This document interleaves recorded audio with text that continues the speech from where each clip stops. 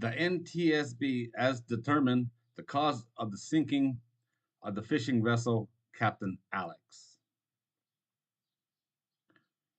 Uncontrolled flooding through a hole in the plating beneath the engine room of the fishing vessel led to its sinking in the Gulf of Mexico. That would do it. A hole in the bottom of the boat. The commercial fishing vessel Captain Alex was fishing offshore Galveston, Texas, on November the 25th, 2022, when the vessel began flooding.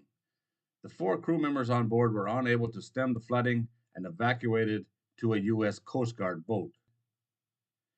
It was reported that the vessel had about 17,000 gallons of diesel on board at the time. There were no injuries, but the Captain Alex was a total loss, and she was valued at about $500,000. The Coast Guard responded to the Captain Alex call for assistance as the vessel was taking on water.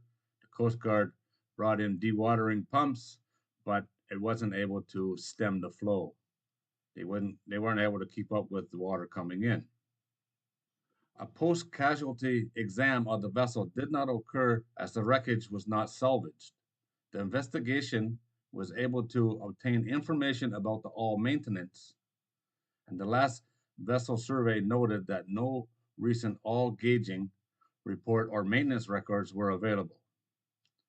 It is possible the hole was caused by deterioration of the steel plating. Regular gauging of the hull using ultrasonic testing is an effective non-destructive method in identifying any wall loss in the vessel's hull. This is something that should be done a lot more, in my opinion.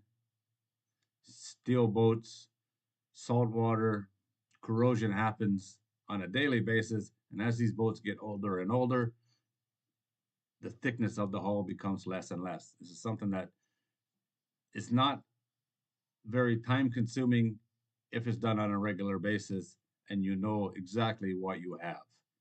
And you can determine if there's thinner spots on one side or one area than the other, and then you only have to monitor a smaller area.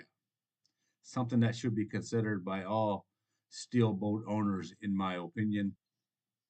And maybe at some point it'll become a part of your insurance. You have to do it. Maybe it's already like that in some areas. I have no idea. It does work and it is money well spent. It's always nice to know what happens to these boats when they sink, but this is more of a guess than anything else. They know the water was coming in. They don't know why. And the NTSB is just guessing that there was a hole corroded through the hull in the engine room.